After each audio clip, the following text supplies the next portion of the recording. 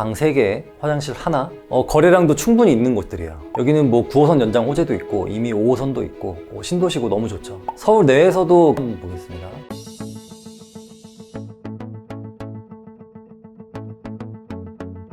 경제 상황 살벌하게 안 좋다는 얘기가 정말 많고요. 근데 요즘 부동산 현장 분위기가 어떤지. 약간 관망세인 것 같아요. 조금 더 떨어지면 살까? 여기서 더 오를 수 있을까? 이런 궁금증들을 더 많이 던지고 있습니다. 좀 분위기를 좀 더 보고 살겠다, 이런 스탠스가 좀 더 많은 것 같아요. 그리고 사람들이 더 떨어지면 사야지 라는 심리도 있지만 2024년 초 대비 많이 올랐기 때문에 그거에 대한 부담감이에요. 2024년도 초에만 해도 지금보다 몇 천에서 뭐 몇 억은 좀 싸게 살 수 있을 텐데 1년 만에 이걸 이렇게 더 주고 사는 게 맞나? 이런 궁금증 때문에 안 사는 거거든요. 근데 이게 만약에 오르지 않았더라면 아마 지금도 거래량이 있었을 거예요. 그 가격적인 어떤 저항선 때문인 것 같습니다. 지금 이 분위기가 좀 풀리려면은 어느 정도 좀 가격이 떨어져야 사람들이 좀 움직일 수 있을 거라고 봐도 되는 건가요? 오히려 떨어지면 더 안 움직여요. 더 올라야 더 움직입니다. 그래서 지금 막 매수세가 일어나고 집값 오른대 라는 말이 들리기 시작하면은 지금 이게 싼 거였나? 라는 심리 때문에 더 달라붙게 됩니다. 떨어지면은 오히려 더 안 달라붙어요. 그래서 저도 사실은 집값이 떨어지기를 기다리고 있어요. 더 좋은 걸 싸게 사려고 집값이 떨어지기를 기다리는 사람 중에 한 명인데 생각보다 잘 안 떨어지더라고요. 안 떨어졌고 오히려 막 오르고 있다는 그런 것도 심심찮게 한 번씩 발견이 되고. 그게 양극화죠. 사람들이 상향 평준화 됐거든요. 부동산을 선택하는 데 있어서 플랫폼이라든지 스스로의 공부라든지 그런 것들에 대해서 사람들이 많이 지식 수준이 높아졌기 때문에 뭘 팔아야 되고 뭘 사야 될지 알고 있어요. 팔아야 될 것들은 계속 떨어지고 있고 사람들이 사고 싶은 것들은 계속 오르고 있고 그런 추세가 앞으로도 더 강하게 지속될 것 같아요. 작년 하반기 오셨을 때는 지금 오르고 있지만 조심해야 돼요 라고 말씀을 해주셨거든요. 실제로 오신 이후에 되게 분위기가 굉장히 많이 급변을 했어요. 우리가 주의해야 될 것 중에 하나가 뭐냐면 우리가 집을 보러 갔을 때 저 이거 매수할게요 라고 했을 때 집주인이 갑자기 막 5천에서 1억씩 올리는 경우가 있어요. 이런 경우 주의하셔야 돼요.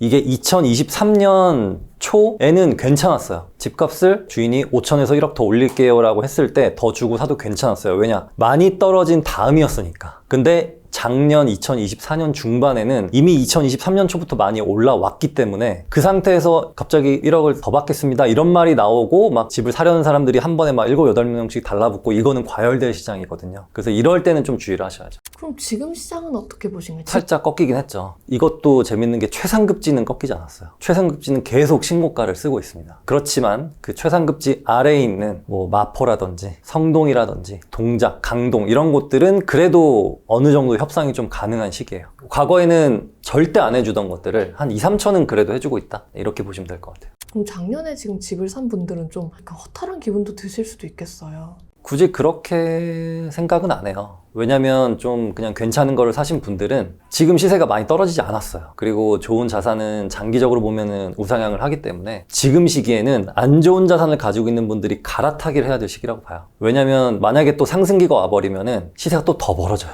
그래서 예를 들면 경기도 끝자락에 있는 구축 아파트들 이런 것들은 경기도 메인에 있는 신축 아파트들과 시세 차이가 이미 벌어졌지만 시간이 지나면 지날수록 더 벌어질 거기 때문에 이렇게 조용할 때 갈아타기 하는 게 맞아요. 왜냐면은 시장이 또 북적북적해질 때 갈아타기 하려면은 갈아타기가 어렵습니다. 매물도 없고 살려고 했더니 집주인이 또 얼마씩 올려버리고 아니면은 안 판다 그러고 이런 게 비일비재하기 때문에 이게 만약에 막 정권이 막 어떻게 되고 경제가 어떻게 되면은 부동산 시세 막 흔들리는 거 아니냐라고 할 수 있는데 사실은 나라가 흔들리면 흔들릴수록 오히려 자산 시장을 더 가지고 있어야 내 자산을 지킬 수 있거든요. 이게 만약에 경제가 정말 흔들려서 뭐 하이퍼 인플레이션이 온다고 하면 정말 자산 가격은 급상승하게 되고 화폐 가치는 급하락하게 되기 때문에 이런 거는 신경 안 쓰시는 게 좋을 것 같아요. 트리거는 될 수 있지만 그게 본질은 아니라는 거죠. 이게 많이 오른 게 첫 번째 원인입니다. 그래서 정책이 반응을 하고 그 다음에 시장이 반응을 한 거죠. 경제적인 측면에서는 실업률을 신경 쓰고 있습니다. 근데 실업률이 0. 몇 %씩은 움직여요. 근데 그거는 별로 의미가 없고 한 2, 3%가 한 번에 쭉 올라갔을 때 그때는 정말 집값 장기 하락의 전조 증상이라고 볼 수 있죠. 지금은 그냥 보통입니다. 근데 이게 또 언제 갑자기 희망퇴직이 확 늘어나거나 정리가 늘어날지는 예측하기는 쉽지 않아요. 그래서 항상 이 실업률이 한 2, 3%가 한 번에 증가하는 이 시기를 좀 보고 있습니다. 이런 신호들이 오면은 난 정말 주의라고 본다. 이런 것도 있나요? 아주 중요한 포인트가 뭐냐면 평상시에 오르지도 않았던 것들까지 올랐을 때입니다. 지금 뭐 어디 압구정이 오르고 잠실이 오르고 마포가 오르고 성동이 오르고 이거는 사실 정상적인 거예요. 그런데 저 끝에 있는 동두천이나 저 끝에 있는 이천이나 여주나 이런 끝자락에 있는 구축 아파트들까지 만약에 오른다면은 그때는 아주 조심하셔야 됩니다. 2021년 중반 정도가 그랬죠. 30% 떨어지기 그 직전이 그랬어요. 그때는 막 평택부터 해서 어디 지방에 있는 소도시들까지 다 올랐거든요. 그런 것들이 오를 때는 주의를 하셔야 됩니다. 그래서 남들이 좋아하는 거 오르는 건 당연한 거예요. 네, 그렇지만 남들이 선호하지 않는 곳들까지 올라버린다는 것은 그것은 거품일 가능성이 아주 높습니다. 2025년은 대하락장의 시작이다. 뭐 이렇게 말씀하시는 분들도 많은데 제가 부동산을 처음 시작했던 2009년부터 나왔단 말이에요. 10년, 11년, 12년, 작년에도 나왔고 재작년에도 나왔고 2023년에도 뭐 데드캣 하우스다 뭐 이런 말도 너무 많이 나왔거든요. 근데 그렇지 않았잖아요. 네, 그냥 뭐 지금 정도의 분위기가 좀 유지되지 않을까 싶어요. 1년 내내는 모르겠지만 아마 잠깐 불이 붙는 구간이 있었다가 또 식는 구간이 또 생길 것 같아요. 작년에 그랬잖아요. 6, 7, 8월 정도가 뜨거웠고 나머지는 또 잠잠했고 올해도 아마 몇 달 동안은 뜨거웠다가 또 잠잠해졌다 이렇게 되지 않을까 싶어요. 그래서 많은 분들이 하락에 대한 뉴스는 나오고 있지만 하락하는 것 같지도 않고 지금 이 구간에서 내가 사는 게 맞나 싶긴 하거든요. 이거에 대해서 어떤 코멘트를 해주세요? 살짝 분위기가 꺾인 곳들도 충분히 좋은 곳들이 많긴 해요. 하남 미사신도시도 있고 수지구청 쪽도 있고 이문동에 있는 약간 준신축 구축 아파트들도 있고 뭐 충분히 많거든요. 근데 우리가 생각하는 좀 상급지들은 꺾이기는 쉽지가 않죠. 누구나 다 원하고 있으니까. 저희 옆집이 최근에 거래가 됐거든요. 30대 초반에 부부가 와서 매수를 했어요. 갭으로 사고 갔어요. 근데 그 갭이 37억이었습니다. 젊은 부부가 세 팀이 와서 보고 갔어요. 그 중에 한 팀이 하겠다고 해서 갔습니다. 근데 이 세 팀이 경쟁을 했대요. 제가 부동산에 물어봤거든요. 왜냐면 제가 엘리베이터 내렸는데 되게 사람들이 많은 거예요. 그래서 요 세 명이 막 먼저 보겠다고 막 하고 그러다가 네, 그렇게 계약을 하더라고요. 이게 이상하게도 돈 많은 사람이 많아요. 그 시장은 그냥 우리랑은 다른 시장이다. 아예 그냥 별개의 시장으로 봐야 된다.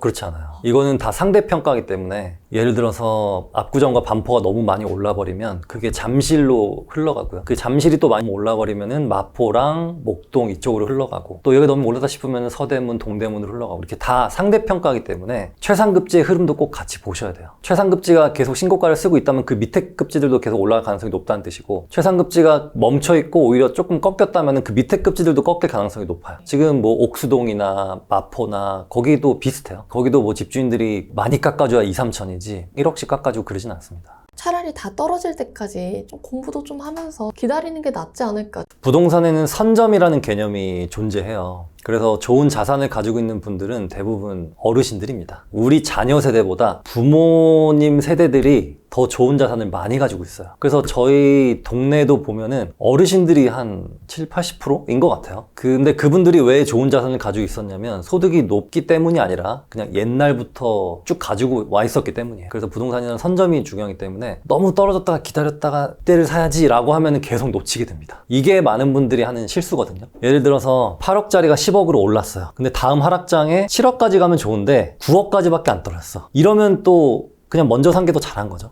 이럴 가능성도 있기 때문에 그냥 내가 여유가 되고 그리고 뭘 사야 될지 공부가 되었다면 그때 실행하는 게 맞습니다. 내가 아예 모르는 상태에서는 일단 공부를 하는 게 중요하죠. 떨어질까 말까 이거를 고민하기보다는 내가 뭘 사야 될지를 일단 알아놓고 그 다음에 지금 내가 살 때인가 말 때인가를 고민하면 좋을 것 같아요. 그래서 일단 공부가 먼저고 그 다음 실행이 다음이고.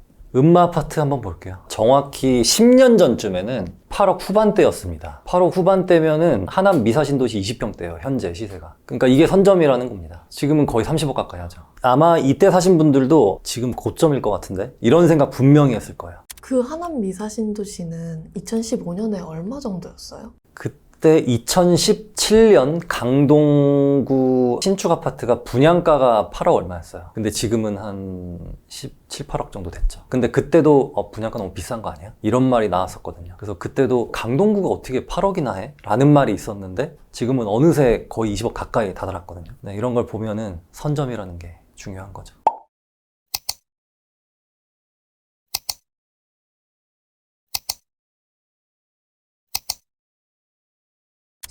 10년간 부동산 시장을 봐오면서 결국 그 집값을 결정짓는 요인은 이거였다 하는 게 그럼 가격인 건가요, 그냥? 그 가격을 결정짓기 위한 것들이 있죠. 그것은 바로 부동산에서 가장 중요하다고 판단되는 입지, 다음 조건인 황금성. 이 두 개가 가장 중요하다고 봐요. 중요한 두 개들을 갖춘 곳들은 인플레이션만큼은 우상향을 할 수밖에 없어요. 그런데 이것들을 갖추지 않은 것들은 인구 소멸이라든지 뭐 어떤 이유에 의해서 우상향이 아닌 우하향할 수밖에 없습니다. 점점 더 그게 심해질 거라고 보시죠? 그렇죠. 심해질 수밖에 없죠. 그래서 일본도 보시면은 도쿄 중심은 정말 비싸요. 그런데 조금만 벗어나면 갑자기 휑해집니다. 이런 것들이 우리나라의 미래라고 볼 수 있어요. 무섭네요. 왜냐하면 지금 최상급지는 유지부동인데 우리가 현실적으로 보게 되는 6억에서 뭐 8억 그 사이에 그 시장은 계속 약간 출렁출렁하고 있으니까. 근데 그런 곳들도 괜찮아요. 6억 8억 하는 곳들 중에 예를 들어서 외져 있는데 신축이라는 이유만으로 6억 8억인 곳과 입지도 괜찮은데 살짝 구축이라서 6억 8억이라는 것, 이것들은 나중에는 완전 달라지겠죠. 일단 입지라는 것을 볼 때는 절대 거리를 보셔야 되거든요. 절대 거리가 너무 멀어버리면 그 지역의 인프라가 좋아도 입지가 안 좋을 가능성이 커요. 그래서 입지가 좋으려면은 저희 개인적인 생각으로는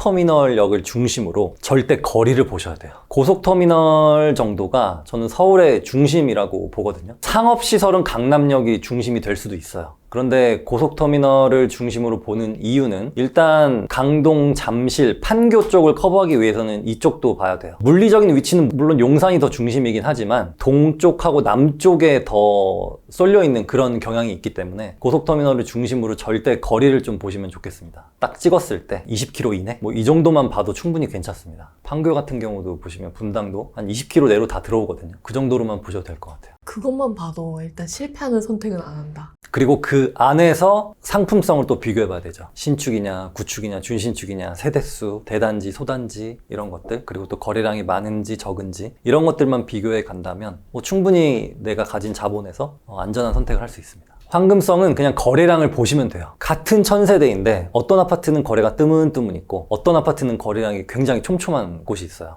두 개의 아파트 중에 내가 고민이 될 때는 뭐 사지? 둘 다 비슷한 것 같은데 할 때는 거래량이 많은 걸 사시면 됩니다. 어떤 아파트들은 집주인이 내 아파트가 너무 가치 있다고 생각해서 안 파는 경우가 있거든요. 그런 데는 입지가 좋음에도 불구하고 거래량이 별로 없어요. 그런데 어떤 아파트들은 매물은 많은데 아무도 안 사. 그래서 거래량이 없는 경우도 있습니다. 이런 건 너무 다른 얘기고요. 그래서 황금성이 좋은 것을 볼 때는 무조건 거래량이라기보다는 비슷한 급지에 비슷한 상품성일 때는 거래량을 보는 게 맞지만 이 급지가 달라버릴 때는 그런 각자 아파트들만의 사정이 있기 때문에 그건 또 다르게 나눠보셔야 돼요. 제가 계속 강조드리는 입지와 황금성 이 두 개만 가지고 가도 충분히 괜찮습니다. 근데 우리가 입지라는 거를 말할 때도 절대 거리도 중요하지만 뭐 그 외에도 지하철이라든지 학군이라든지 그런 것들도 다 같이 볼 필요가 있죠. 지금 내 예산으로 괜찮은 데가 없어요 라고 한다면 선택을 안 하는 것도 오히려 좋은 방향이에요. 못 찾았을 가능성이 커요. 있는데 이문동을 한번 볼게요. 24평이 방 3개, 화장실 하나, 거래량도 충분히 있는 곳들이에요. 근데 지금 6억 후반대 시세가 형성되어 있거든요. 한 7억 정도? 여기가 저층이니까 6억 후반에 찍혔는데 아마 일반 층들은 7억 초에서 7억 중반 정도 아마 될 거예요. 이런 것들 충분히 괜찮죠. 그 이유는 그 이문동이라는 자체가 새 걸로 다 변하고 있고 이문 4구역이 조만간 또 이주를 할 거기 때문에 이 동네 자체가 쾌적해지는 그런 효과가 있습니다. 지금 가면은 쾌적하지 않죠. 이게 지금 다 짜잘한 빌라들로 있기 때문에. 근데 이것들이 이 옆에 있는 아파트 촌으로 바뀌어 버리면 확 쾌적해지죠. 이 블록 자체 전체가. 그래서 사실 곳곳에 뭐 한 6, 7억대 괜찮은 곳들이 너무 많아요. 네, 이건 제가 여기를 사라? 여기가 투자 가치가 너무 좋다? 이 의미가 아니라 샘플을 보여드린 거기 때문에 투자를 권유하고 이런 건 절대 아닙니다. 여기 말고도 이런 비슷한 곳들이 많기 때문에 같이 다 찾아보셨으면 합니다. 부동산에 대해서 전세든 월세든 매매든 어떤 선택은 해야 되는데 너무 무서워요, 지금 이 시기에 뭔가를 하는 게. 무섭지만 한 번만 해보면은 할만합니다. 중학교에서 고등학교 갈 때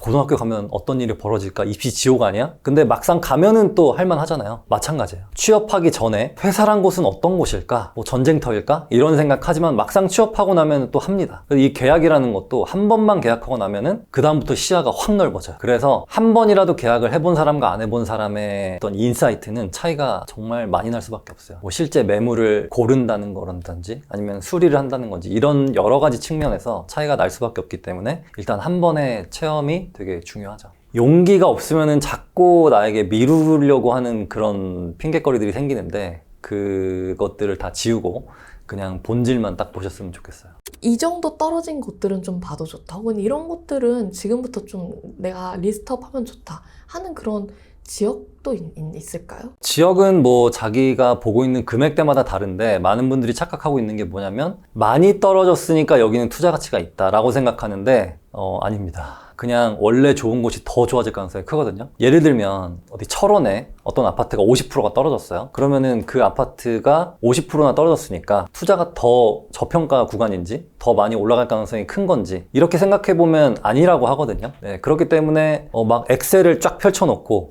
여기는 30% 떨어졌고 20% 떨어졌고 10% 떨어졌으니까 30% 떨어진 게 더 좋을 거야 라고 하지만 사실은 정고점을 회복한 것들이 더 좋을 가능성이 큽니다. 그래서 부동산 투자의 기본 아까 선점도 말씀드렸지만 두 번째는 내가 살 수 있는 돈이 있다면 가장 좋은 걸 사는 게 맞아요. 얼마나 많이 떨어졌을까? 뭐 이런 거는 그게 2023년 초에는 봐도 됐는데 지금은 그것들이 다 의미가 없어졌어요. 예를 들면은 잠실하고 강동구 고덕 상일동이 지난 2022년 하락장 때 정말 많이 떨어졌어요. 근데 그만큼 반등을 또 상당히 많이 했어요. 이럴 때는 여기는 유달리 많이 떨어졌네? 이런 곳은 들어가는 게 맞습니다. 근데 지금 상황에서는 이미 다 회복이 되었기 때문에 그런 걸 보는 게 의미가 없다는 거죠.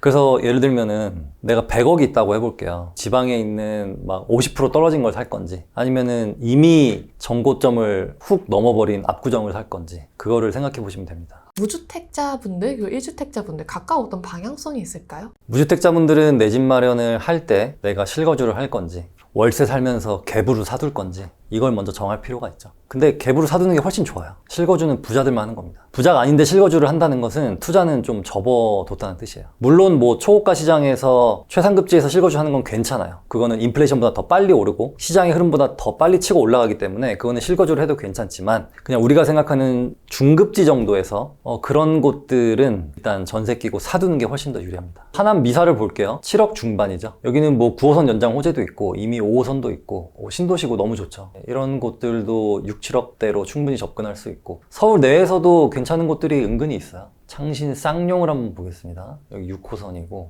여기는 30평대가 지금 7억 정도 합니다. 32평이죠. 네, 이런 것들도 충분히 접근해 볼 만하죠. 93년도에 지어졌으면은 지금 30년이 넘어가는데 괜찮나요? 분당도 30년 넘어갔어요. 일산도 넘어갔고 이 서울에 있는 절반 아파트가 30년이 다 넘어갔습니다. 그래서 30년 넘지 않은 아파트가 절반이고 넘은 아파트가 절반이에요. 확률이 50%예요. 그럴 때는 오히려 그러면 신축 아파트가 더 황금성이 좋지 않을까요? 황금성 신축 아파트가 더 좋죠. 그런데 저 끝에 있는 신축보다는 이 중간에 있는 구축이 더 낫다는 거죠.